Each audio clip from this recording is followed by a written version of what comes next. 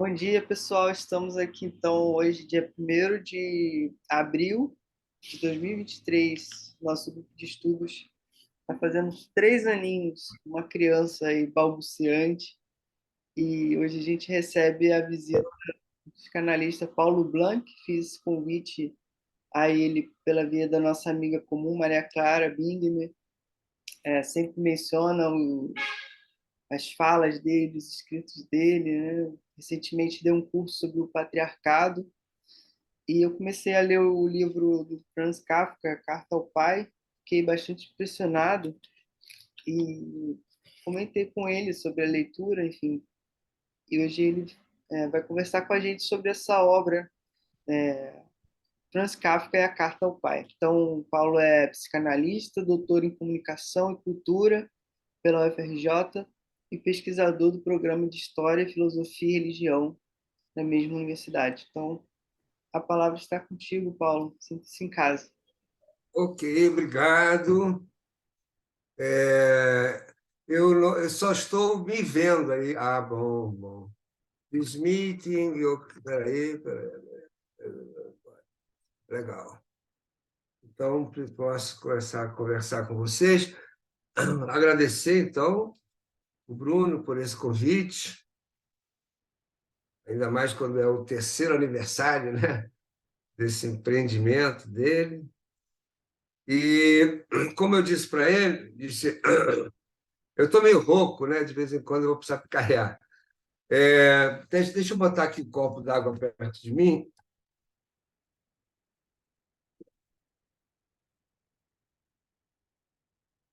Como eu estava dizendo antes para o Bruno, eu estou falando aqui de Petrópolis, onde já estamos com a luz outonal, não chega a ser a, o centro da Europa, o centro, como no caso do Cafa morava, mas dá um certo ar europeu, o centro da cidade. Nancy, olha quem está aí, que honra!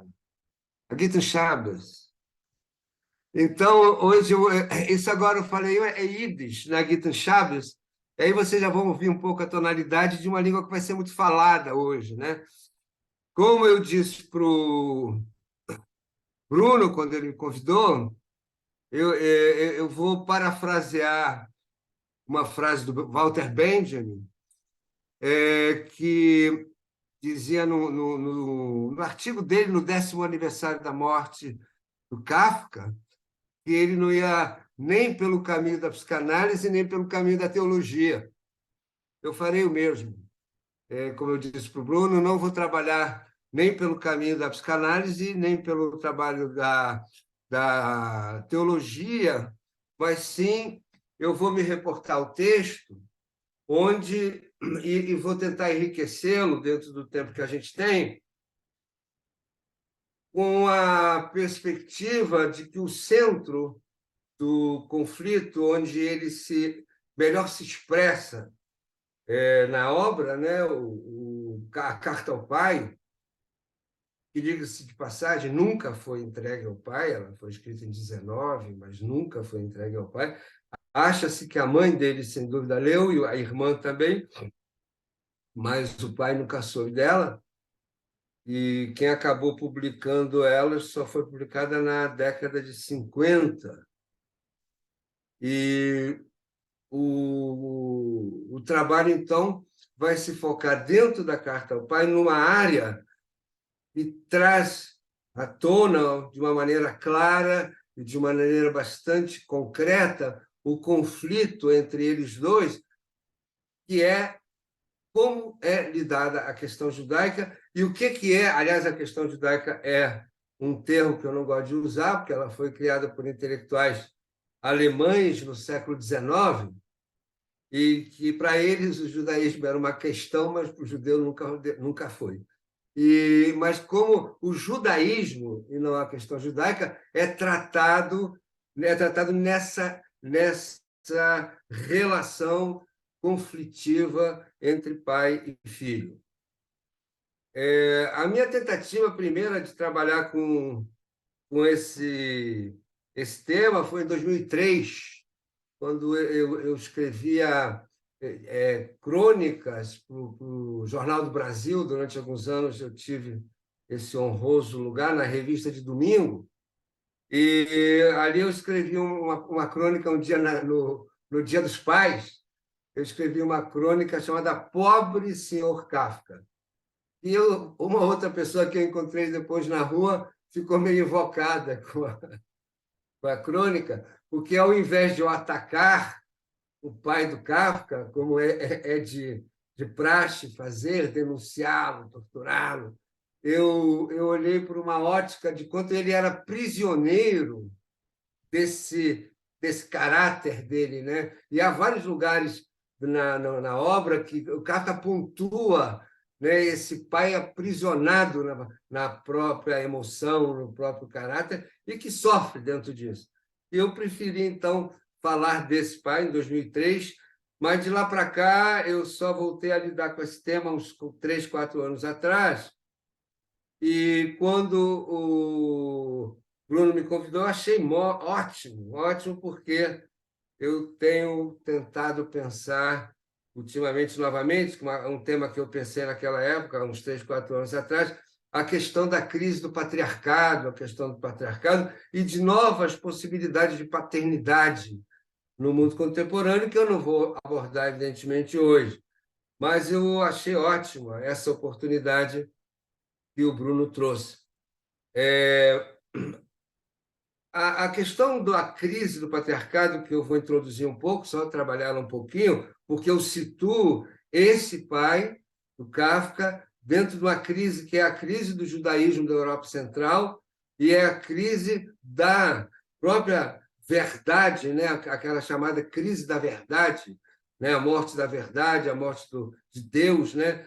Que se situa também nessa época do século XIX, e como ela vai se refletir na família judaica, como ela vai se refletir no judaísmo, né? Então, a tal da crise do patriarcado, que é a crise a crise da autoridade paterna, ela se alia à crise da verdade, à crise de Deus, né? A crise da religião, e que começa, na verdade, mais fortemente na Revolução Francesa, com o fim do absolutismo, e o fim do absolutismo é também o fim, então, do domínio patriarcal, e, e a ênfase, então, na razão, né? Isso todo mundo conhece.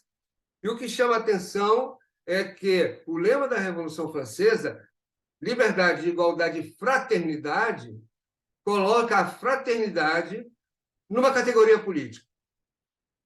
A fraternidade deixa de ser uma categoria das pessoas bem-pensantes, dos afetos, do amor ao próximo, e etc., etc., para ser uma categoria política. E ela é assim que ela aparece dentro de um lema revolucionário, né? E isso é de grande importância se a gente for pensar mais adiante nessa questão da paternidade, mas não hoje. Então, na esfera do judaísmo europeu, a grande transformação se passa a partir das guerras napoleônicas. Até esse momento, os judeus viviam na Europa isolados e sem direitos, né? Sem direitos dentro de guetos até o século XIX, XVIII, e isolados e sem direitos civis. E a partir de Napoleão, onde ele chega, né, nas suas conquistas na Europa, instituindo, então, os princípios da Revolução Francesa, ele dá aos judeus os direitos de cidadania nos lugares onde eles eram já habitantes há centenas e milhares de anos, mas que eles não tinham nenhum direito de cidadania. Com isso, começa, então, a crise da tradição judaica. E junto com a queda das muralhas do gueto, né? Muralhas simbólicas e, às vezes, reais. Isolados dentro de bairros. Kafka chega a falar também do bairro judeu de Praga, né? E, na medida em que as pessoas ascendiam de uma maneira qualquer socialmente, a tendência era sair, né? Sair dos bairros judeus e se dirigir, então, a bairros onde eles poderiam se assimilar à população. Eu tomo isso como uma metáfora de todo o que aconteceu a partir, então, principalmente do século XIX, onde houve principalmente países como Alemanha, Áustria e algum outro do centro europeu, essa tentativa, né, às vezes bem-sucedida, às vezes não, de se assimilar à cultura local. Essa assimilação, então, correspondendo à crise interna da tradição judaica, onde o chamado fio da tradição, né, se rompe.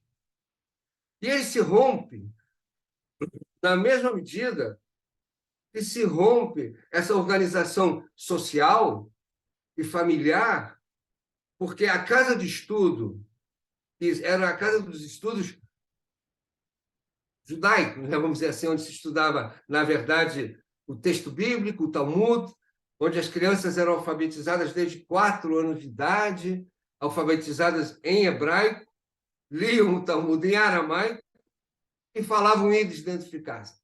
E isso é um detalhe importantíssimo. Então, toda essa tradição que é passada pela casa de estudos e pela família, e aí vem uma grande diferença entre a crise que se dá dentro do judaísmo e a crise que se dá na Europa fora do judaísmo. Porque, enquanto na Europa a gente pode colocar o fio da tradição nas instituições, na igreja, nas universidades, na experiência judaica, esse fio da tradição ele é transmitido, porque, na verdade, o fio da tradição, eu estou falando rápido, eu estou correndo contra mim mesmo.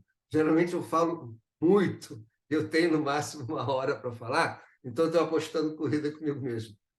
Agora, se estiver rápido demais, pode me fazer o sinal aí, e aí eu vou abaixando o ritmo. A família, né, no judaísmo é que toma o lugar, que é o lugar onde se dá essa transmissão por excelência, né? E onde se dá, portanto, através do fio da tradição, a memória. E a memória, segundo o historiador judeu-americano Yerushalmi, que tem uns trabalhos incríveis, inclusive um sobre o Moisés de Freud, extraordinário, ele assinaram no livro dele, que até tem tradução em português, já meio antiga, né? O Zachor, lembra? Ele aponta para a memória como constitutiva da subjetividade judaica. Isso desde tempos imemoriais, vamos chamar assim, para não perder aí o trocadilho. Porque nesse livro, Zachor, lembra, em hebraico, lembrar é uma obrigação, né, que aparece na Bíblia hebraica 169 vezes. Imaginem vocês que, ao longo do texto hebraico da Bíblia, né, aparece a ordenação a lembrar, né? Lembra que escravo fostes na terra do Egito. Lembra, isso aparece inúmeras vezes, né? E é interessante, se você pegar o texto bíblico da narrativa do Egito, que tem a ver com a nossa fala de hoje,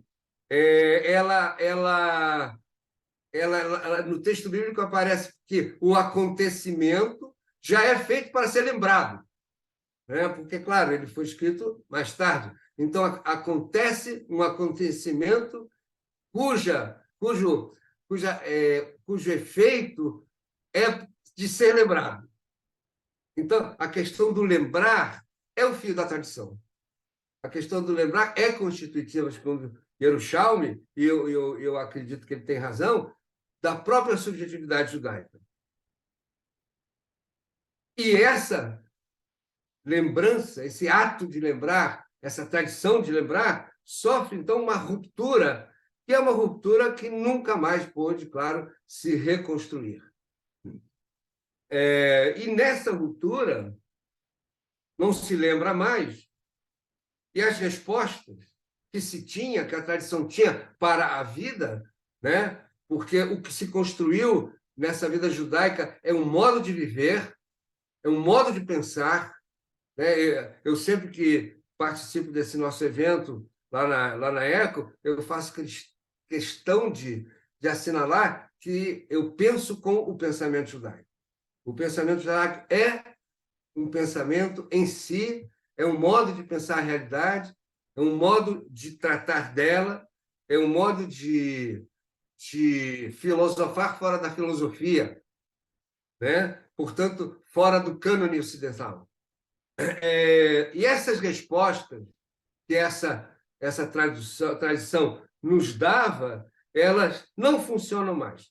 Elas deixam de ser validadas pela vida comunitária que se dispersa em direção às metrópoles europeias e se preserva. E isso é um dado importantíssimo que vai pintar daqui a pouco, e se preserva no leste ocidental europeu. No leste europeu, Polônia, principalmente, vai ter um papel muito importante aí, e, evidentemente, Rússia, toda aquela região que abrange a Ucrânia, onde se falava o Yiddish. O Yiddish é a língua da qual vai aparecer com muita força aqui no nosso encontro, na nossa fala, ao redor do movimento que faz Kafka em determinado momento da sua vida. O leste europeu dos judeus religiosos invade a Europa, muitos, então, fogem da vida, que era de uma pobreza extraordinária, salvo em metrópoles como Kiev, ou que agora a gente ouve muito falar dela, Varsóvia. Varsóvia era uma espécie de pequena Paris do Oriente, né? O leste europeu, onde os religiosos fogem de lá para a Europa Central e causam um choque nas comunidades bem pensantes da Áustria, da Alemanha, da Hungria, ou seja, no Reino Austro-Húngaro. E dentro desse movimento em que a presença do divino no mundo perde toda a significação, essa transmissão que vem através do Pai, essa transmissão da lei, ela fica esvaziada. E resta ao Pai esvaziado, não resta a ele nem mesmo uma aura de uma lei milenar. Aqui eu vou intercalar com um pequeno trecho da obra do Kafka. Desculpe o método antigo de passar a espada, fazer onde eu tentei buscar pequenos trechos, 2 ou 3, porque eu imagino que as pessoas que leram a obra já leram há bastante tempo, e eu sempre acho que essa obra do Kafka é bom reler em idades diferentes, em momentos emocionais diferentes. Então, eu vou retomar aqui um trecho onde o Kafka diz o seguinte: ele primeiro fala do judaísmo dele na infância, que tinha no pai a grande referência e que ele, ao mesmo tempo, ironiza. E ele diz assim: mais tarde, quando adolescente, eu não entendia como você, ele está se dirigindo ao pai, né? Com nada de judaísmo que disponha, podia me recriminar pelo fato de eu não me esforçar, mesmo que fosse por piedade, como você se exprimia, para realizar um nada semelhante ao seu. Extraordinário, né? Kafka realmente. Então, esse nada de judaísmo é o nada que ele herdou, é dele que eu estou falando nesse momento, onde eu estou assinalando essa crise do lugar do pai enquanto transmissor, enquanto uma autoridade, não só essa autoridade paterna, ocidental, né, na qual a gente pensa quando fala na crise do patriarcado, mas um outro tipo. Uma autoridade que transmite, né, que transmite dentro de casa através das festividades e através mesmo da religiosidade, até as rezas dentro de casa, né? Pela manhã não era necessário ir à sinagoga, as rezas matinais, as festividades que sempre têm um ritual, e são muitas, elas todas vão sendo o lugar onde o pai assume esse lugar da transmissibilidade, fora, é claro, do ritual de acender as velas, onde é a mãe que toma o lugar, né? Velas na festa, no Shabat, né? Na noite do sábado. Bem, então aqui eu vou fazer um pequeno corte e um salto pequeno, um salto dentro dessa fala do Kafka, dirigida ao pai ao redor do judaísmo, que já sabemos, para ele é um nada. E esse nada se reflete na festa de Pêssar, no Seder de Pêssar, como ele diz. E esse Seder do Pêssar o que é? É uma festividade que a gente vai entrar nela, enquanto judeus, na próxima semana, e que coincide com esse ano, muitas vezes sim, muitas vezes não, com a paixão de Cristo, né? A Páscoa cristã, na medida que, imagino que hoje em dia a maior parte dos católicos sabem disso, a última ceia de Cristo é a ceia do Pêssar, né? O Pêssar ele é festejado numa ceia, digamos assim, uma noite, não é numa ceia, evidentemente, é uma noite onde se lê um texto chamado Agadá. Agadá, em hebraico, quer dizer, eu gosto de traduzir como falação, é a grande falação do Pêssar. O falar, a transmissibilidade através da fala é típica, inclusive, da tradição judaica, no lembrar, no repetir. E nessa noite, diz o texto que é lido, não é uma prece, não é um ato de, digamos assim, religioso, no sentido de prece, mas é claro que é também, mas ele é uma longa narrativa, onde, segundo a obrigatoriedade do texto, ele diz assim: cada um deve se sentir como se ele mesmo estivesse saindo do Egito. É uma vivência que se propõe o texto. Olha só que interessante: o texto se propõe não a ser lido simplesmente, mas a provocar uma vivência em cada um dos participantes. E que vivência é essa? Como se ele mesmo estivesse saindo da escravidão do Egito. E é assim que o texto fala o tempo inteiro. Nós, nós, nós. Nunca se refere ao eles. E esta vivência do Pêssar, ela é organizada, quer dizer, ela é capitaneada pelo pai. Mas de que forma? Antes de entrar na forma, eu vou ler o que o Kafka diz dessa noite. Ele havia acabado de falar o que acontecia no templo, onde ele frequentava com o pai, e ele diz, e no templo ele relata o clima desse pai, que na verdade não acreditava em nada do que ele estava fazendo, e que, ao mesmo tempo, espanta o Kafka com ele. Isso é um detalhe importante. Ele sabia acompanhar o texto, mas, ao mesmo tempo, ele ficava junto com as pessoas que não estavam dando bola para aquilo lá, uma dispersão, etc. Então, quem for hoje em dia a uma sinagoga no Rio de Janeiro, em São Paulo, vai se ver a mesma cena, salvo em algumas sinagogas, né? Mais ortodoxas, mas mesmo lá, assim, tem sempre a falação, etc. Então, ele diz assim era no templo e em casa, se possível, pior ainda. Limitando-se ao primeiro ceder, ele usa a palavra hebraica, ceder é o nome que se dá a esse encontro. Ceder quer dizer em hebraico ordenação, é uma ordenação do que vem antes, e essa ordenação segue o próprio texto, né? Então, e ele é feita 2 noites, pelo menos fora de Israel, ela é praticada 2 noites, ao primeiro ceder e o segundo ceder.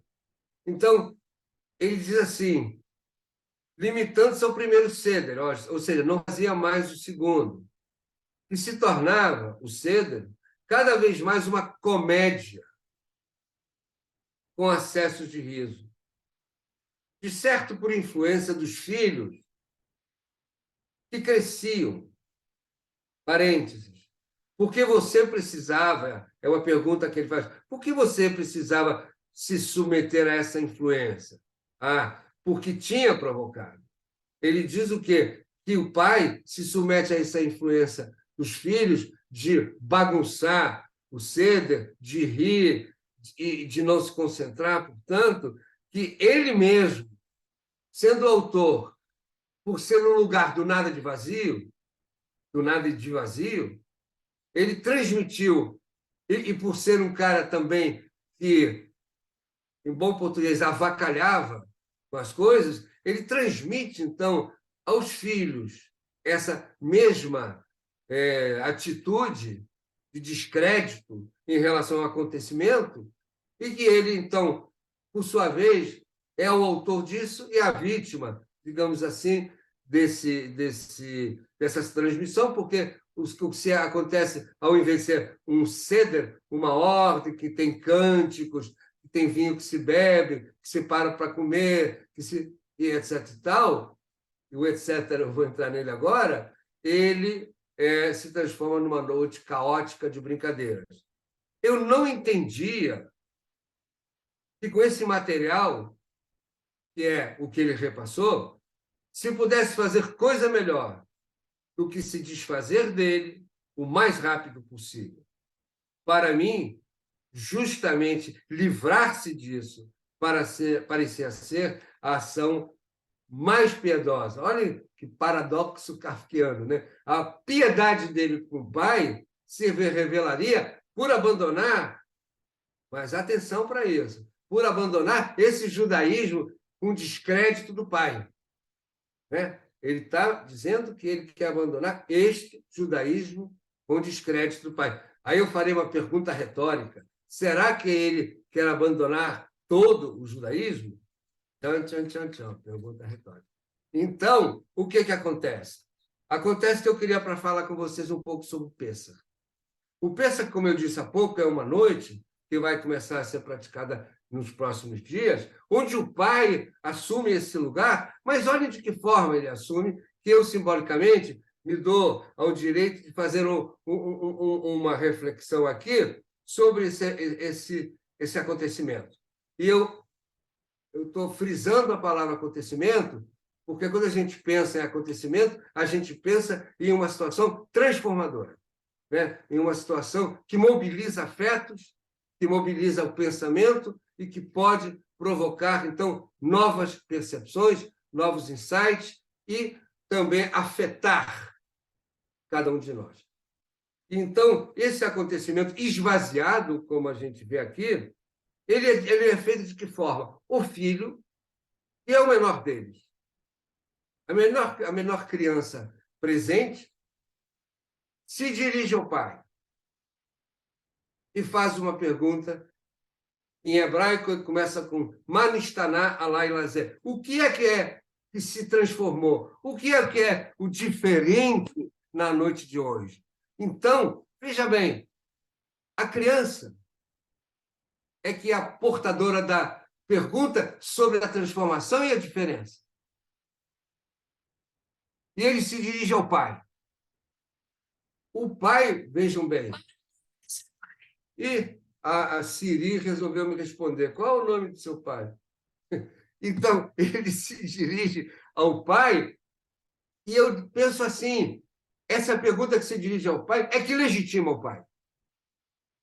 O pai, então, deixa de ser aquele sujeito que, ainda no início da obra, diz Kafka, você assumia para mim o que há de mais enigmático em todos os tiranos, cujo direito está fundado não no pensamento, mas na própria pessoa, pelo menos assim me parecia.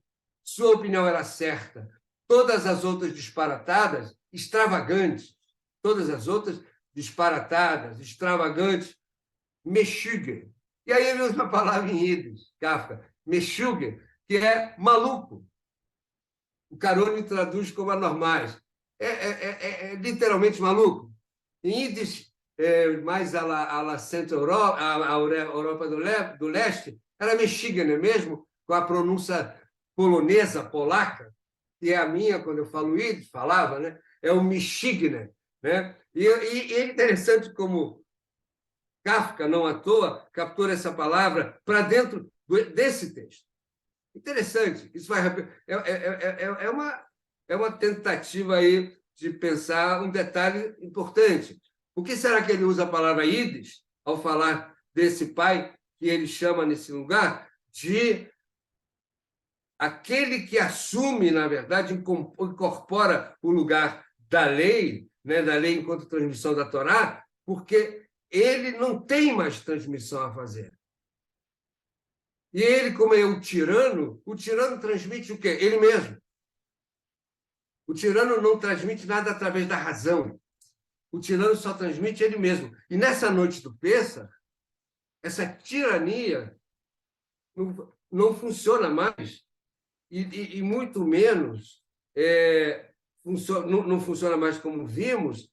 E dentro de uma não tirania que seja, numa tradição, numa relação comum da família, o pai vai ser legitimado no seu lugar pelo filho. Porque se o filho não fizer a pergunta, não há como começar. Stricto sensu, se o filho não fizer a pergunta, não há como começar. E aí eu me dou um luxo de pensar que o que o filho pergunta é pelo novo. O filho traz para dentro daquela realidade uma pergunta que remete ao novo. E o pai, para poder estar nesse lugar da paternidade, mesmo que seja um texto marcado, um texto que vai ter uma continuidade já marcada, vamos dizer assim, ele precisa se adaptar a esse filho que lhe faz a pergunta. É interessante pensar que o Maimônides, um grande filósofo sábio e rabino judeu do século XIII, chegava a dizer que nessa noite as pessoas deviam até desarrumar a casa, tirar os móveis do lugar, pegar o pão de ázimo que se come na noite, amassar e roubar um do outro, bagunçar o coreto. E por que era preciso bagunçar o coreto? Para estabelecer a pergunta pelo novo. É muito interessante pensar nisso, né? É realmente instituir o novo como parte da tradição. E o pai, então, que acolhe a pergunta e responde, fala em nome da tradição num diálogo de possibilidades inovadoras. Existe na tradição judaica, do Talmud, um termo que se chama Hidush, que quer dizer inovação. No estudo, às vezes pode acontecer que alguém tenha um insight inovador quanto à compreensão do texto. E esse insight inovador, desde que dentro da tradição, dentro dos limites da tradição, dos limites da lei, podemos dizer assim, pode ser acolhido como uma nova possibilidade iluminadora do texto. Mas, na medida do esvaziamento da tradição, o ritual descrito por Kafka repercute a ruína espiritual das comunidades judaicas aburguesadas de Viena, Praga e Berlim. Kafka não fala, no entanto, de uma lei, Torá, imposta contra a qual se revolta. Detalhe importante.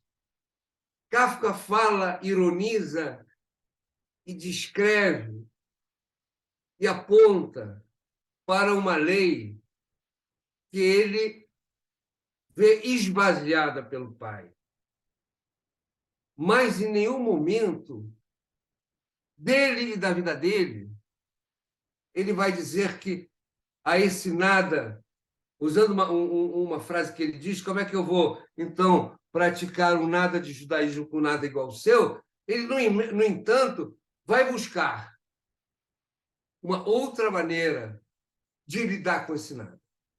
E isso é um detalhe interessante. E detalhe do tamanho do bonde, quando se dizia quando havia bonde, é que ele vai, então, trazer para dentro, inicialmente, da própria vivência com o pai.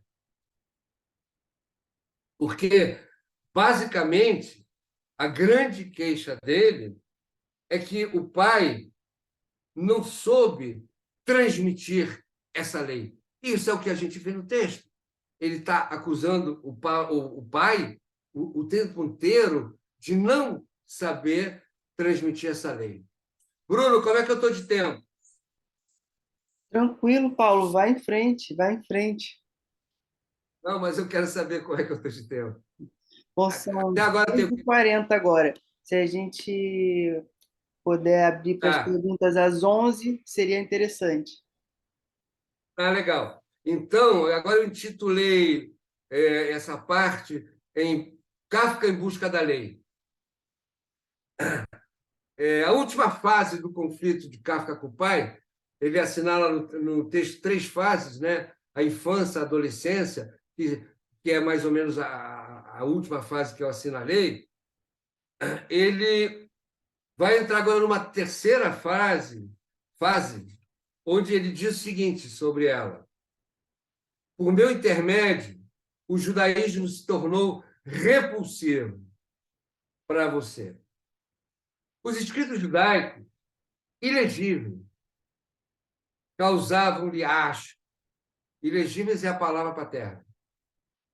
Isso podia significar que você insistia em que a única coisa certa era exatamente o judaísmo que você me havia mostrado na minha infância. Além dele, não existia nada. Vejam bem, se a gente lê esse texto de forma atenta e sem pensar somente que ele está extravasando o grande sofrimento que o pai lhe impõe, a gente está vendo aqui uma coisa interessante. Ele está dizendo que havia um outro judaísmo, e não do pai. Ele não fala de nada de judaísmo, como ele dizia antes. Ele fala que há um outro judaísmo, além do judaísmo paterno, e que o pai, quando entra em contato com esse outro judaísmo que ele não aprofunda no texto, ele agride o filme, olha que ato falho, ele agride o filho de qualquer maneira, chamando esse judaísmo de repulsivo, escritos judaicos ilegíveis, que causavam-lhe asco. O que é esse judaísmo repulsivo que lhe causava asco? Eu vou ler aqui um trecho de uma conferência. Eu acho que é a única vez que eu vou ler algo fora do texto original, de um livro maravilhoso, extremamente bem editado pela Edelyn Schweitzer, uma psicanalista carioca, publicado pela Perspectiva em 2009, chamado Memórias e Cinzas, um livro onde aparecem grandes pensadores. O menor deles sou eu, viu? Então, já que eu falei grandes, que eu não me classifico em texto, brasileiros um outro, né, um poeta importante judeu, mas nesse texto a Evelyn ela traduziu uma conferência que Kafka dá sobre o Yiddish, provavelmente no final da década de 10 e no início de 20. E ele se dirige ao público formado por pessoas semelhantes ao pai, judeus aburguesados de Praga, cuja língua não era húngaro, era alemão. O alemão remete ao ídis. O ídis é considerado uma língua originária do alto alemão no século IX, mais ou menos assim, que foi sendo reconstruído, misturado e adaptado pelas comunidades judaicas europeias, junto com o hebraico. Ele é escrito, inclusive, em letras hebraicas, e alguma coisa de palavras também do aramaico, que via dos estudos, etc. Minhas senhoras e meus senhores, antes de ouvirem os primeiros versos, era um encontro onde se falava de poetas da Europa Oriental, ou seja, que escreviam em ídis. Poetas judeus escreviam em ídis. Antes de ouvir os primeiros versos dos poetas da Europa Oriental, devo dizer-lhes que vocês entendem o que eles chamam de jargão, é o ídis, muito melhor do que pensam. Na verdade, eu não me sinto nem um pouco preocupado com o efeito do que foi preparado para cada um de vocês nessa noite. Preste atenção na linguagem até mordaz que ele usa se dirigindo ao público. Mas gostaria, se for o caso de merecê-lo, que vocês o expressassem livremente. No entanto, isso não poderá acontecer enquanto muitos de vocês sentirem uma tal angústia perante o ídis que pode ser lido em vosso semblante. A angústia pode ser lida em vosso semblante. Não quero nem falar sobre aqueles que sentem desdém pelo ídis. Eu estou falando ídis, ele fala jargão, mas eu quero frisar. Porém, angústia perante o ídis, angústia misturada, no fundo, com uma certa repugnância, é até compreensível, se é que se faça a questão. Nossa situação de europeus ocidentais é tão bem ordenada, se a olhamos com um olhar prudentemente distraído, tudo segue o seu caminho tranquilo. Vivemos numa harmonia decididamente alegre, compreendemos uns aos outros quando é necessário e prescindimos uns dos outros quando nos convém, e mesmo assim, continuamos a nos compreender. Quem poderia, a partir de uma tal ordenação das coisas, entender o ídis confuso? Ou quem o desejaria? Ele está simplesmente ironizando o público presente, que, na verdade, é o mesmo público do qual o pai faria parte, e que ele vai dizer que o ídis provoca tudo isso nas pessoas. Mas, ao mesmo tempo, ele vai buscar o ídis. Se vocês pegam o Diário de Kafka, que foi publicado há alguns anos aqui no Brasil, uma tradução primorosa, uma edição primorosa, e que muitos acham que nesse diário era um pouco o lugar onde ele exercitava, muitas vezes, a escrita dele. Há trechos que depois se reproduzem na obra, mas há a vida diária dele. A quantidade de envolvimentos que ele passa a ter com a cultura ídis, com rabinos da linhagem racídica, que é a linhagem mística do leste europeu, com encontros de literatura, com teatro ídis. E é esse ídis que o pai acha repulsivo. É esse ídis, essa cultura, através dele, que o pai fala das letras ilegíveis do hebraico, mas que, na verdade, ele sabe ler. Como sabemos, na sinagoga, ele até consegue acompanhar. Não é fácil acompanhar a reza na sinagoga, porque, geralmente, o leitor, que não é o rabino necessariamente, geralmente há um leitor, ele nos eventos que leva o dia inteiro, ele lê de uma maneira aceleradíssima, né? E é preciso saber o ritmo que está sendo levado, é preciso saber ler bastante bem o hebraico para poder acompanhar. Essas mesmas letras agora são ilegíveis, porque são em ídis. O ídis usava hebraico. Então, essa repulsa, esses escritos judaicos horríveis que que Kafka traz para dentro de casa, são horríveis porque remetem, Hermann, aos seus avós, aos seus pais, que ele busca romper e esquecer, que toda a judaidade alemã buscou fazer isso, o que levou muitos, inclusive, a se converterem ao cristianismo protestante para serem bem aceitos na sociedade. Era uma estratégia, né, que não tinha a ver com a crença, mas tinha a ver com poder entrar na sociedade. E Freud chegou a sofrer profundamente dessa dificuldade. Eu me dirijo aí aos psicanalistas presentes, aos psicólogos, porventura houver. Ele pessoalmente também sofre essa questão da exclusão dos judeus não convertidos. Mas é engraçado que essa conversão gerou uma outra onda de antissemitismo por conta de que esses caras convertidos estão fazendo aqui entre nós. Então, essa judeidade alemã, chocada, é o mesmo pai chocado e horrorizado pelo filho que ele traz para casa, um judaísmo que o filho procura, ou seja, voltando ao que ele dizia antes do pai, o nada do pai não quer dizer que ele nada quer com o judaísmo, quer dizer que ele vai buscar uma outra construção de sua identidade. E ele vai fazer isso com os avós.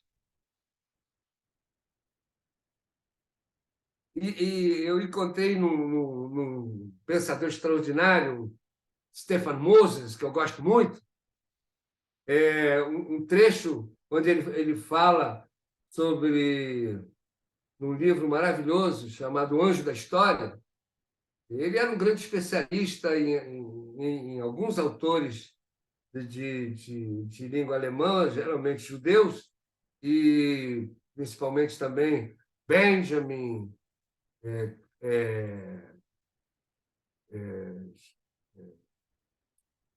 caramba, ficar velho é um problema, né? Vamos deixar de lado. E ele diz assim, um escândalo genealógico. É genial, né? Kafka promove um escândalo genealógico porque ele pula o pai e vai em direção aos avós. Continuando com ele, a negação mesma do sentido de história. Claro, a história é avós, pais, filhos. Ele dá um pulo sobre o pai e vai em busca dos avós.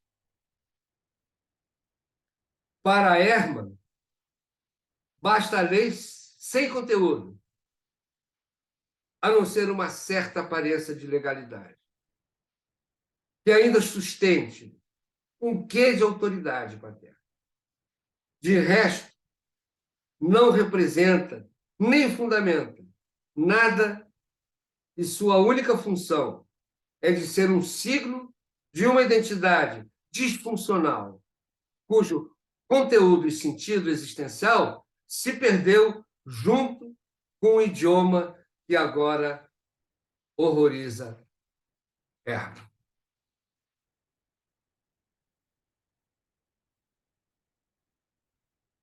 Então, caminhando já para o encerramento. Em outros lugares, tão dispersos, Kafka vai dizer o seguinte: eu acredito que só as lembranças do gueto conservem a família judaica.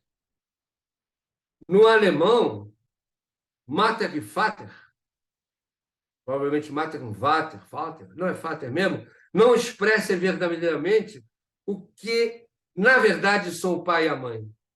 Porque em Yiddish, que tem essa referência no alemão, se diz Mame e Tate. Vater também pode-se dizer. Mas Mame e Tate era uma maneira mais carinhosa. O Yiddish é para Kafka a linguagem do afeto. O alemão do pai e da comunidade judaica é a linguagem dura. E o gueto é o tempo da vivência familiar. Tudo que o pai acha horrível. A coisa em o Yiddish chama a si mesmo de mamelucho, quer dizer, a língua materna. Mamelucho. E daí aquela música que talvez alguns de vocês já ouviram falar, a Yiddish Mame, a mãe judia, que curiosamente numa sinagoga de orientação judaica reformista contemporânea, eu ouvi uma vez durante, que aliás o Kafka fala disso, durante o dia do Yom Kippur, o dia do perdão, há um momento em que a comunidade se levanta e há uma reza pelos mortos, dos quais os que não têm os pais mortos, são retirados. E o Kafka fala isso, que ele saía, né? Mas saía por quê? Porque os seus pais não estão mortos. E aí a comunidade se coloca em pé, e nessa comunidade contemporânea e de orientação do judaísmo mais americanizado, toca-se num violino aí de chamado. E o público, parte do público que é de origem europeia, chora. Chora os pais que morreram, mas olha que curioso, catapultado esse sentimento por uma música tocada no violino. Imaginem vocês como dói o coração uma música que fala da mãe morta não, da saudade da mãe, tocada no violino no momento de uma oração. Uma estratégia de mobilização das emoções invejável, mas é interessante como o apelo emocional através da saudade à mãe judaica, que é, na verdade, a criação, essa música, de um compositor americano do início do século XX, e que, na verdade, através da saudade da mãe, nos Estados Unidos, fala da mesma coisa que o Kafka fala, é a saudade da Europa originária. E que virou um ícone, um símbolo da mãe judia. Então, essa Yiddish Mame é a mãe do Yiddish, são as avós do Kafka, que buscam, então, através do Yiddish, fazer um retorno ao judaísmo, que não é o judaísmo do pai, mas é um judaísmo que ele constrói e que o levará, em um momento, também ao estudo hebraico. E não só o estudo hebraico, como se a aproximação aos movimentos sunistas, que eram muito intensos em Praga. Tanto é que o primeiro reitor da Universidade Hebraica de Jerusalém foi Hugo Bergman, um filósofo judeu de Praga e amigo íntimo de Kafka, a quem a Kafka escreve uma carta em hebraico. Olha só a genialidade do Kafka. Ele consegue, nos seus estudos do hebraico, que ele faz com um rabino em Berlim, com um cara em Praga que tinha ido morar com os judeus da Europa Oriental e se transformado num judeu religioso, e volta para Praga enquanto judeu religioso, que era uma figura, inclusive, muito curiosa. E com ele também, Kafka estuda hebraico, e também vai estudar hebraico com uma moça já nascida em Jerusalém, naquela época, que vem para a Europa estudar educação, e Kafka conhece, com ela ele escreve, ele estuda também, e se corresponde em hebraico. Houve recentemente, e está na internet, se alguém tiver curiosidade de buscar, uma exposição dos cadernos de estudo de Kafka. Parece que são algo de 500 páginas de cadernos, de estudo de hebraico de Kafka. Estão disponíveis no site da Biblioteca Nacional de Israel, mas se alguém botar cadernos de Kafka, vai achar isso. Então, onde o estudo de hebraico dele aparece com toda a força, e ele chega a mandar uma carta para Hugo Bergman falando de imigração para a Palestina, na época. E ele fala com a namorada dele, a Felícia, né, se eu não me engano, que ele queria muito, e ela relata isso no diário dela e nas memórias dela, queria muito emigrar para Israel, criar um restaurante onde ele seria, é uma história kafkiana, onde ele seria o garçom e ela dirigiria o restaurante de Tel Aviv, da época uma cidadezinha micro, né? E ele chega a alimentar esses sonhos e essas fantasias, mas já numa época em que ele estava, inclusive, doente, né? E a doença dele se agravava. Ele morre de tuberculose. Então, para encerrar, ao invés de se dirigir a alguém em seu religião, não, desculpe, perdão, ao invés de se dirigir à religião em seu retorno ao judaísmo, Kafka busca o afeto do Ídis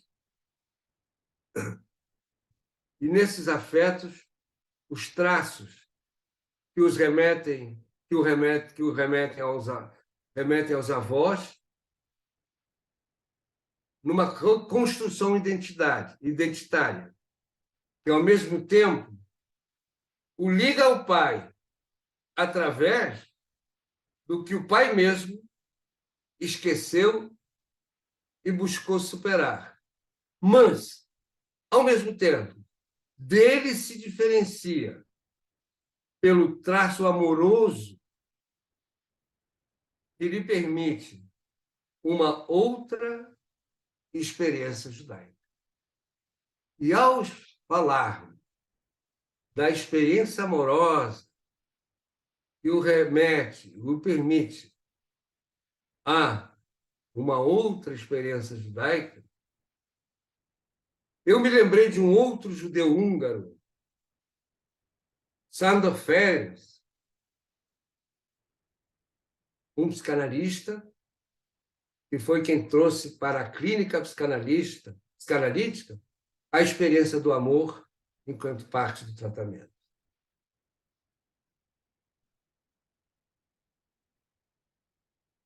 Vamos conversar agora, espero eu. Uau! Estou aqui impactado com a sua fala, Paulo, digerindo. Vou convidar as pessoas a fazerem questões aí pelo chat, levantar a mão enquanto eu considero algumas coisas que me chamaram a atenção. Primeiro, a sua fala, né? O tirano só transmite a si mesmo, né? Muito instigante para pensar várias coisas no campo da política, no campo familiar, dos afetos, né? E essa queixa do Kafka de que o pai não soube transmitir essa lei, quer dizer, aí uma ambivalência, né, afetiva, esse amor, raiva, né, de questionar o pai, considerar que ele não foi suficientemente bom, para usar uma expressão do Winnicott, né, em relação à mãe. Anotei aqui, Kafka aponta uma lei esvaziada pelo pai. E gostei demais dessa questão do filho. Se o filho não pergunta, não há como começar. O filho pergunta pelo novo, e o pai precisa se adaptar a esse filho que lhe faz a pergunta, para que seja possível instituir o novo como parte da tradição. E na conclusão, essa fala belíssima, né, de reconstruir identidade, escândalo genealógico, buscando aurir uma outra experiência judaica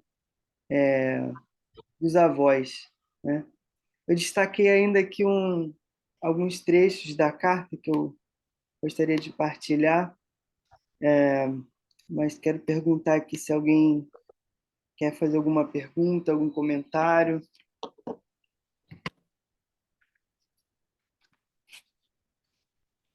Eu gostaria de fazer uma pergunta assim. Por favor. Paulo, maravilha. Fiquei muito emocionado, né? Não tem como, né? Porque, de alguma forma, a gente passa por experiências para ter o retorno de Tchuvá.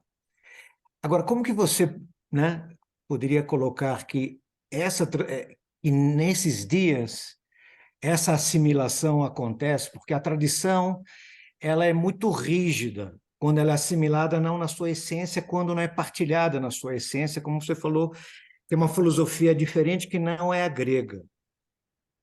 E apenas ela é seguida no ritual. Eu achei o máximo. O que se muda essa noite, né? Que se renova infinitamente. Um novo olhar sobre isso. E quando a gente perde a conexão, fica só a tradição pela tradição, sem a conexão com efetivamente a sua essência, a assimilação se propaga, porque o conforto impera e tem vários aditivos a isso. Então, toda essa tua colocação maravilhosa, como que a gente poderia transpor isso para os dias de hoje, em frente à questão da tradição e da essência judaica que se perde ou não se perde a esse momento que a gente está vivendo? Ok, primeiro eu vou te convidar a juntar umas 5 pessoas para eu dar uma outra palestra. Tá bom. Mas eu vou falar rapidamente só. Um tema que eu também gosto de lidar com ele é a questão do traço identitário.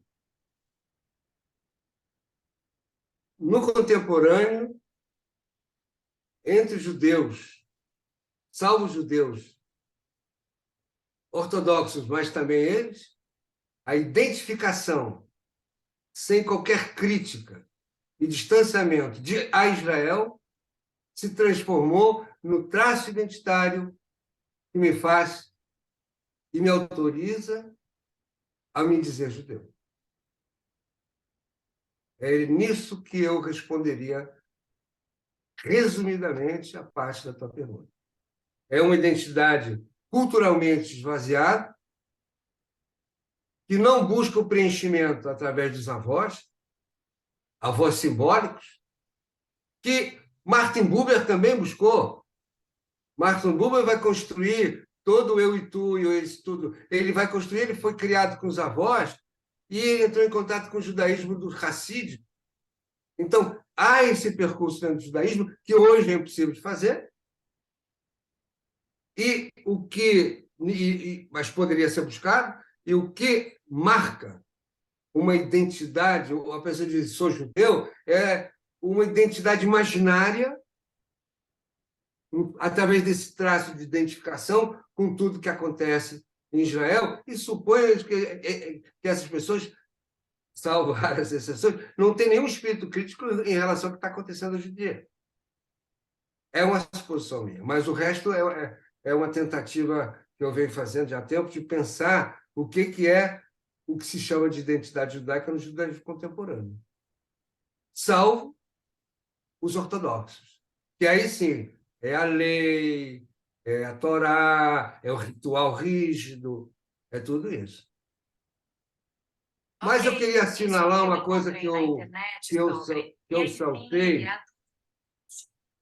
Cala a boca. Eu não sei como é que ela ouve, resolve responder. Eu estou falando, estou maluco, não, é o meu celular.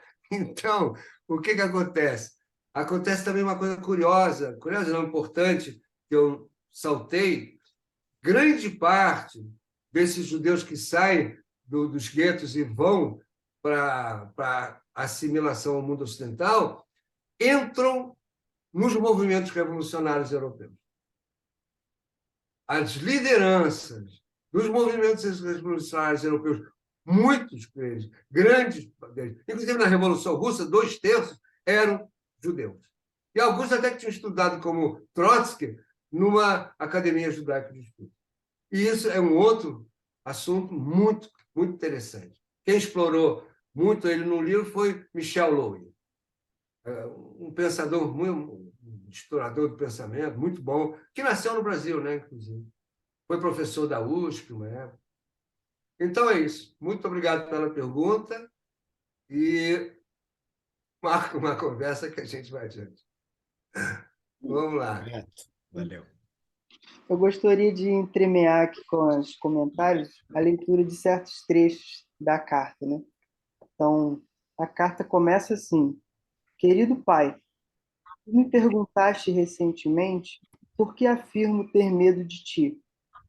Eu não soube, como de costume, o que te responder, em parte justamente pelo medo que tenho de ti, em parte porque existem tantos detalhes na justificativa desse medo que eu não poderia reuni-los no ato de falar de modo mais ou menos coerente. E se procuro responder-te aqui por escrito, não deixará de ser de modo incompleto, porque também no ato de escrever, o medo e suas consequências me atrapalham diante de ti, e porque a grandeza do tema ultrapassa de longe minha memória e meu entendimento.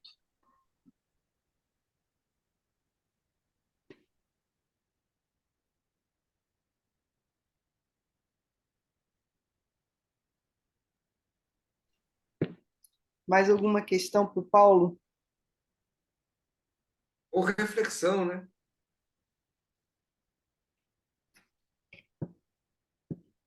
Eu vou passar para a Tem uma próxima. pessoa olhando ali bem para minha frente, que estou doido para conversar com ela.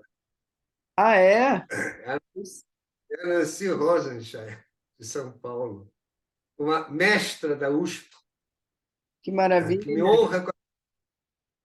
me honra hoje aqui com a presença dela, sem brincadeira nenhuma, sem charme nenhum.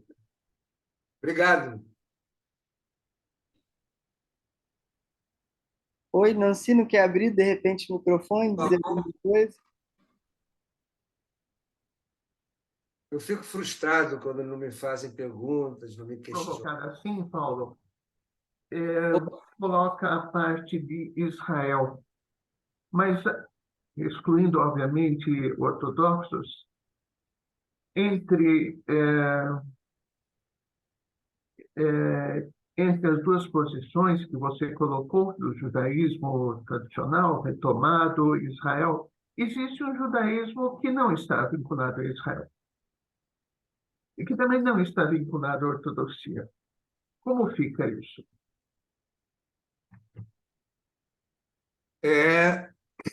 Eu não saberia, eu saberia. Deixa eu pensar 2 minutos.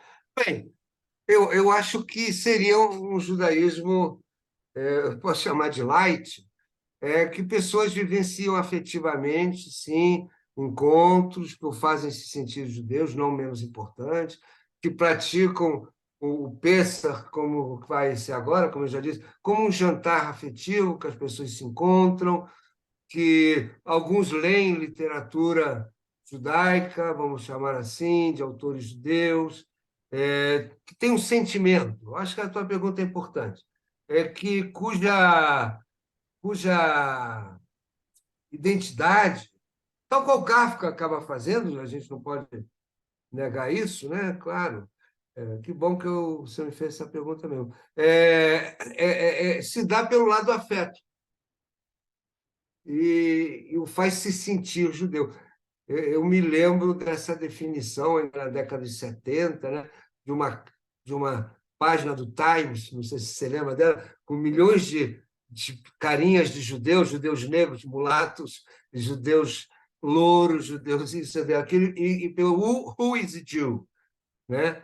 Who is a Jew? E eu me lembro que no movimento sionista da época, que eu participava, e dos movimentos culturais, a gente chegava sempre a essa definição: é judeu quem se sente judeu.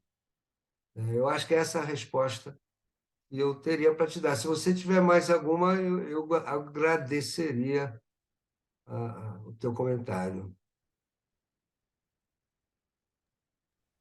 Não, aceito.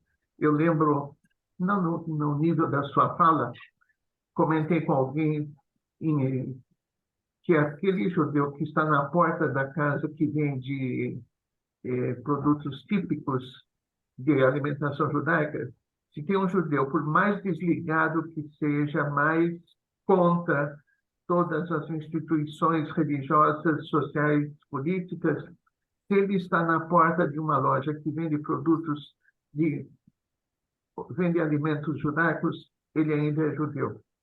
É uma definição muito barata, mas eu vi, era uma pessoa que depois se destacou até na política e já falecida, não convém dizer nada a respeito, mas se ele está na porta de uma loja que vende comida judaica, ele ainda tem alguma vinculação.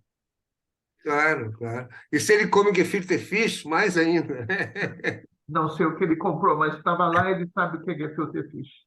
É verdade. Gefilte fish são os bolinhos de peixe, eu digo que é o sushi judaico, que se faz com o próprio peixe moído, né? E que antigamente era recheado, né? Com o próprio peixe, né? Você tira a carne, pega a pele e recheia. Que é a carpa, que era o peixe usado na Europa. Essa é a comida judaica que geralmente se discute da mãe de quem o peixinho é melhor, né? A discussão era essa, quando as mães eram vivas. Mas é isso, eu concordo, sim. Porque aí na alimentação o traço afetivo, né? O traço afetivo. Realmente eu não podia deixar passar isso. Muito obrigado mesmo pela pergunta. O segundo trecho que eu destaquei, eu chamaria assim, na minha ignorância da obra, né, do Kafka, que eu li, claro, a partir da minha vida, do meu momento pessoal e dos estudos de psicanálise, né? Eu chamaria-se de uma decepção a uma certa acolhida do pai na sua debilidade, né? Ele diz assim, como se o pai dissesse para ele: faz o que quiseres, por mim és livre. Já és maior de idade, eu não tenho nenhum conselho a te dar. E o Kafka diz: e tudo isso no quase sussurro, terrível e rouco, da ira e da condenação completa, diante do qual eu hoje só tremo menos do que na infância, porque o sentimento de culpa exclusivo da criança, em parte, foi substituído pela compreensão do nosso desamparo comum. Eu queria perguntar, aproveitando o gancho do Paulo Blanc, eu percebi aqui o nome Noga Wine, é assim que fala, Noga Wine? Eu tenho um livro, parece que é seu, Pulsão Inconsciente, e eu queria convidar, se podia dizer uma palavrinha também, como fez a Nancy. Eu não peguei um livro. Pulsão Inconsciente. Deixa eu ver se eu consigo mostrar aqui. Que eu não estou com ele aqui O fisicamente, mas pela Kafka fala Não internet. disso. importa, não, eu vou perguntar outra coisa. Ótimo. O Eu Kafka, vou perguntar se o Paulo sabe, ou tem noção, se o Kafka teria lido Freud. Porque há essa questão que você leu, eu não sei o nome do apresentador, que o apresentador leu do medo do pai. Se lesse Freud, tem explicação muito boa por que tem medo do pai, através de todo o complexo do Édipo e o medo da castração. Mas eu não sei se Kafka teria lido Freud, porque se Freud teria analisado essa carta de Kafka, seria fácil para ele, eu acho, seria um material muito rico. Mas você sabe se Kafka tinha noção dos escritos de Freud? olha, eu não sou um pesquisador de Kafka, mas eu torço para que ele nunca tenha lido Freud. Ah, tá. Bom, O mas Hélio mesmo Pellegrino, assim, deixa eu acabar de responder. O Hélio Pellegrino, que foi meu psicanalista sim. durante uns anos, que toda a obra de Freud não passa de uma nota de rodapé da comédia humana. Eu sei que você não ia concordar, mas Bom, tudo bem. eu acho que. Olha, eu participei de um grupo de estudos de Proust e eu descobri que Proust deve ter, provavelmente, Freud leu Proust, porque está tudo lá em Proust. É impressionante. Se você for ler o primeiro volume que eu participei desse grupo de estudo, na verdade eram palestras, eu fiquei simplesmente embabascado com a linguagem do Proust, a reflexão dele sobre a relação materna e todo o seguinte, sua paixão. Olha, se Freud não leu Proust, Hélio Pellegrino tinha toda a razão. Olha, mas Freud falou que os grandes atores, muito antes dele, sabiam da alma humana muito mais do que ele. Ele só tentava cientificá-la, né? Mas não vamos discutir isso agora, não. Vamos ficar com a literatura do Proust, do do Kafka.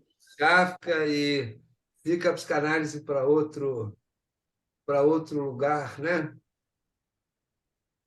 Desculpe, mas eu não sei responder a sua pergunta, não. Alguém tem mais? Mas como você defendeu? Eu poderia perguntar ao Paulo mais uma Sim, coisa? sim, claro, pode sim, claro. Como ele define a dele, a essência judaica dele?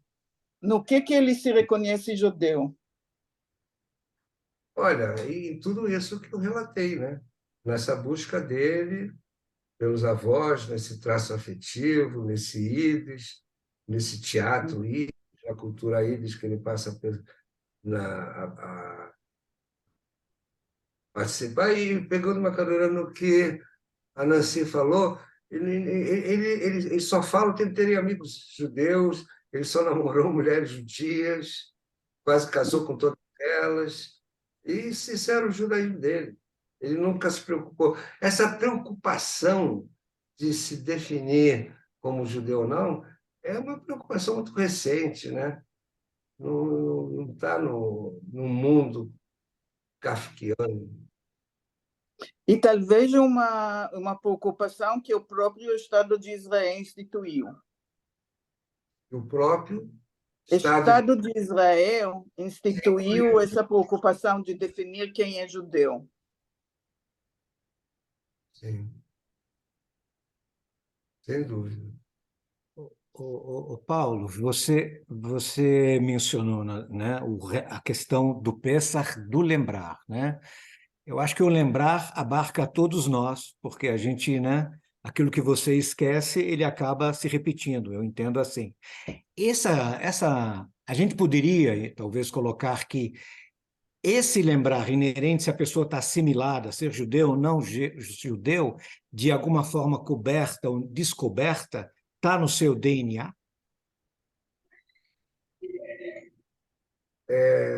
Repete o final da pergunta.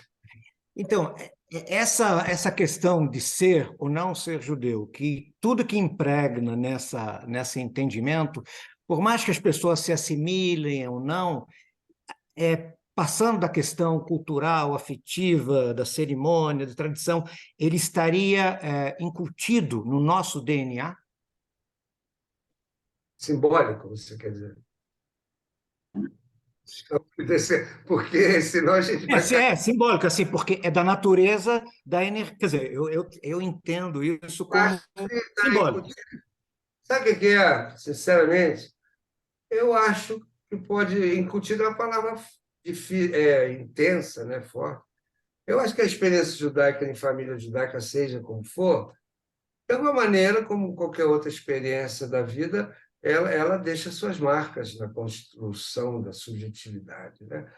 Agora, o resto passa por uma decisão de querer assumir isso e praticar de alguma maneira, de se manter ligado ou não, uma questão muito de decisão, né? Escolha, né? E E pessoas que eu conheci diretamente ou indiretamente, que passavam o ano inteiro sem nenhum vínculo com o judaísmo, mas no Pêssar, geralmente era o Pêssar. Eu acho que o Pêssar é para os judeus o que o Natal é para o cristão, né? O de origem católica, né? E é o momento de estar juntos, da família, né? E acaba sendo isso mesmo. Então, agora, ir mais fundo na questão é uma questão de escolha, de decisão, né? Como tudo na vida. Professor, bom dia, obrigado pela sua exposição, uma alegria ouvi-lo e ouvi-los. Eu gostaria de perguntar ao senhor uma coisa, nos ajudar numa coisa. Nós, cristãos, estamos nos últimos tempos, em especial os cristãos protestantes, numa espécie de retomada do judaísmo e uma tentativa de leitura, né? Por um lado, os cristãos mais progressistas, escutando bastante o Newton Bonder, escutando os rabinos, lendo o Heschel, tentando entender como esse judaísmo nos tiraria, inclusive, de de uma relação antissemita com o judaísmo, esquisita, mal feita e envergonhada, eu diria. Até a partir da nossa própria teologia paulina e a nossa luta, e a gente vem tentando se repensar sobre isso, né? Os cristãos mais progressistas. Do outro lado, a gente tem cristãos evangélicos numa espécie de identidade que, ao meu ver, um pouco torta com o judaísmo, querendo buscar uma espécie de identidade judaica e querendo classificar quem é judeu e quem não é judeu, como a gente viu recentemente em alguns momentos com o bolsonarismo do Brasil, etc. e tal. Como é que o senhor vê tudo isso? E mais que isso, uma pergunta humilde mesmo. O que nós cristãos, o que o senhor diria a nós, assim, do tipo, olha, vocês não estão enxergando isso. Nisso vocês são ignorantes e vocês complicam a vida. O que a gente não vê? O que o senhor pode nos ajudar para a gente não ser tão Eu ri porque está ali o Fábio Lacombe, para quem eu escrevi um negócio no convite para ver hoje, aqui eu falei, e acabei dizendo para ele, está vendo? Os cristãos não entendem nada de judaísmo. Então, a gente não entende nada e fica fazendo uma... Então, eu vou te dar uma ideia. Primeiro, nos ajude, por favor. não é questão de ajudar, não. Cada pergunta dessa, a gente pode fazer um grupo de estudo. Eu gostaria de poder falar com um grupo de cristãos. Eu vou sem, na cara de pau. Eu gostaria de poder conversar. Se você montar um grupo, né? Grupo de estudo, bolar aí, virtual, né? Que é mais fácil, eu me proponho a conversar. Mas eu acho que tinha que ler os escritos judaicos do Levinas. Eu fico besta, porque eu acho uma coisa, posso estar totalmente enganado, mas quem diz essa frase nunca acredita que está enganado, não é verdade? Eu penso que a civilização judaico-cristã, que a Maria Clara passou a me dar razão, eu combato esse tema, eu e a Maria Clara temos, você deve conhecer a Maria Clara Bingham, temos uma conversa muito intensa há alguns anos, temos tido, não existe essa civilização judaico-cristã. Isso é uma estratégia de linguagem dos teólogos protestantes alemães no século XIX. Então, diante disso, a gente podia conversar qual é o olhar cristão sobre o judaísmo. Você falou corretamente, Paulino, julgo da lei, certo? Então, eu aconselho, porque aqui no Brasil estuda-se muito Levinas, publica-se Levinas. Caramba, ninguém lê um livrozinho dele chamado Difícil Liberdade. Por quê? Porque a civilização dita judaico-cristã no Brasil oblitera a presença do pensamento judaico como um pensamento que marca uma diferença em relação ao cristianismo. E da leitura que o cristianismo faz, estratégica, ao chamar, por exemplo, a Bíblia hebraica de Antigo Testamento. Ora, se é um testamento antigo, eu sou novo, né? E se eu sou novo, eu sou herdeiro da palavra de Deus, então os judeus dançaram. E aí, em resumindo, criou-se o que eu chamei, alguns anos atrás, citando a mim mesmo, de teologia da substituição. Gostaria de falar sobre ela, que eu nunca tive acesso, a não ser a minha vítima preferida, Maria Clara Bingemer, a poder falar com um grupo cristão que seja cristão, né? Não sei que seja ex-católico. Eu gostaria muito, está aqui à minha disposição. Eu gosto disso, vou negar. Muito obrigado, professor. Obrigado mesmo. Vamos Obrigado organizar a você. tudo. Pode me chamar, pode me chamar. Posso A Nancy, eu acho que ia comentar. sim, sim.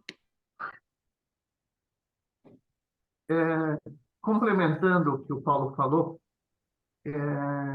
da pergunta que a criança tem que fazer no começo ao presente, no que esta noite é diferente das outras noites, né?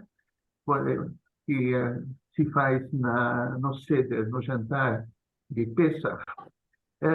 Quero lembrar uma fala do meu irmão ontem numa sinagoga chamada Ishtamit, aqui não é minha fala, lembrando que a última canção que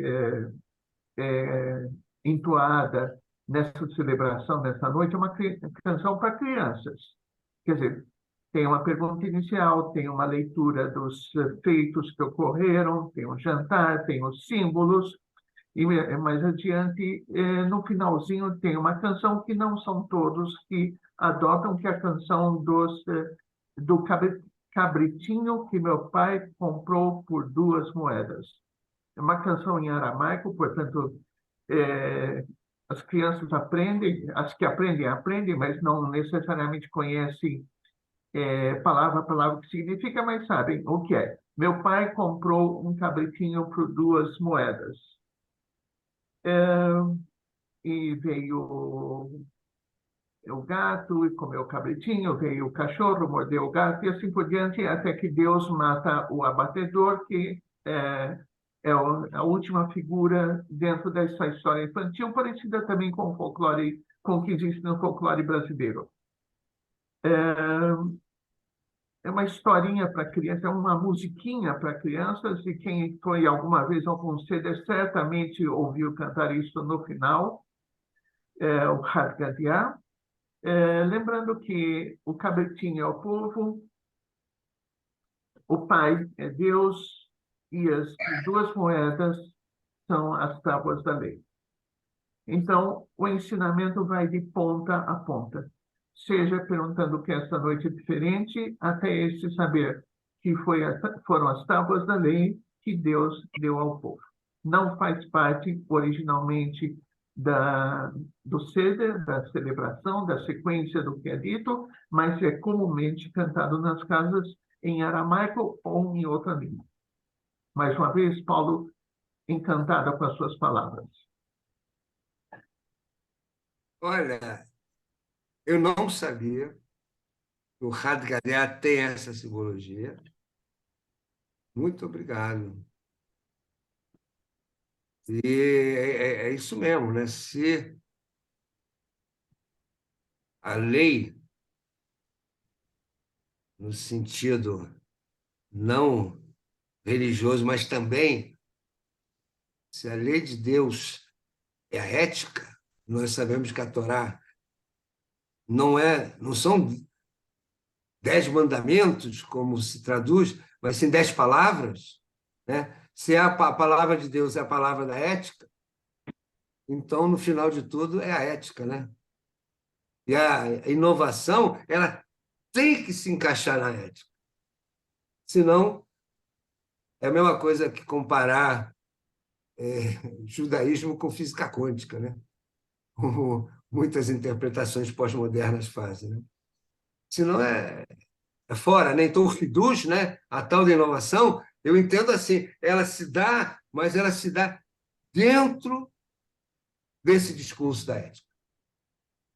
E eu tenho assim uma provocação que eu gosto de fazer, é que quem inventou o outro foram os judeus, não os gregos, né? Eles não se preocupavam com essas coisas.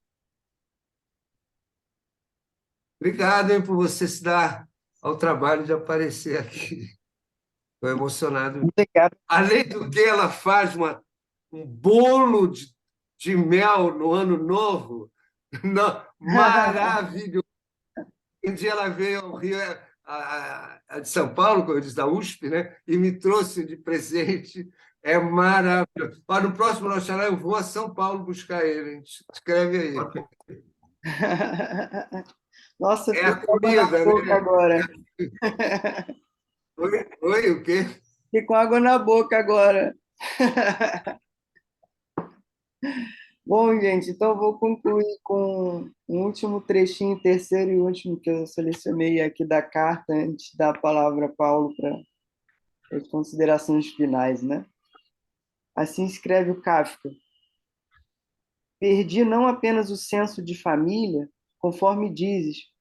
Pelo contrário, senso de família eu ainda tinha, só que ele era essencialmente negativo, a fim de me separar interiormente de ti. Entre parênteses, tarefa, por certo, interminável. Paulo, suas palavras de despedida desse tempo aqui de encontro juntos. Não tem mais palavras. Eu falei tudo que tinha a falar. Eu, sinceramente, de todo o coração mesmo, eu saúdo você, esse teu trabalho, o prazer que você me deu de me convidar para o teu aniversário terceiro, né? E encontrar essas pessoas, algumas conhecidas minhas que eu nunca mais pude encontrar, outras novas, e agradecer, porque é a falação do pêssego, é a falação da vida, né? Eu adoro conversar. Eu costumo dizer que eu sou o único psicanalista que acaba de rouco, de tanto falar. Então, muito obrigado. Um beijo para vocês todos e Shabbat Shalom. E olha, eu ia começar assim, vou terminar assim. Sábado, Shabbat, na tradição judaica, é o dia mais próximo ao paraíso. É um Me'en Olam Haba, um algo do próximo do mundo vindouro. E levando a palavra ao pé da letra, a Olam Haba é o mundo por vir, não é o outro mundo. E no mundo por vir, no tempo messiânico, o tempo da paz, como diz Levinas, ao ser que se manifesta enquanto guerra, respondemos com a esperança messiânica, o mundo da paz, passaremos o resto da eternidade estudando Torá da boca dos anjos. E aí vão se resolver todas as questões que ficaram no ar, que a gente não soube resolver. Então, é isso que os judeus querem, passar a eternidade estudando. É isso aí, gente. Maravilha. Estou disponível realmente para as conversas que eu me ofereci aí. É o meu lugar no mundo, é o meu papel. Gratidão, Paulo. Gratidão a todo mundo. Muito bom estar aqui com vocês hoje. Até a próxima. Até a próxima. Agradecido, agradecido, Paulo, Bruno, agradecido. Obrigada. Beijo. Até a próxima. Muito obrigado a vocês. Beijo.